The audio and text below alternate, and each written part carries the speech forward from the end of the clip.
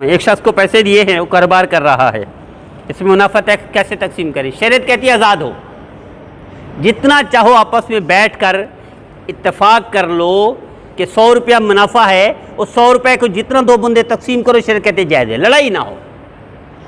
50-50 दोनों करो, जायज़ है। 40 एक ले ले, 60 एक ले ले, जायज़ है। 30 एक ले ले, 70 एक ले ले, जायज़ है। 20 एक ले ले, 80 एक ले ले, जायज़ है। 10 एक ले, 90 एक ले, ये भी जायज़ है। राज़ी नामा, सुलह नामा, आपस में प्यार मोहब्बत से जो परसेंटेज तय कर दें वो जायज़ है। हाँ, आजकल ये हो रहा है कि जनाब 5000 दे दो, आपको हफ्ते का 1000 रुपये मुनाफा देंगे, ये हराम है।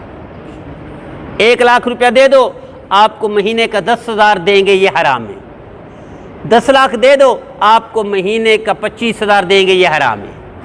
फिर 10 लाख दे दो, उसको कारोबार में लगाओ, जितना मुनाफा आएगा उसको आधा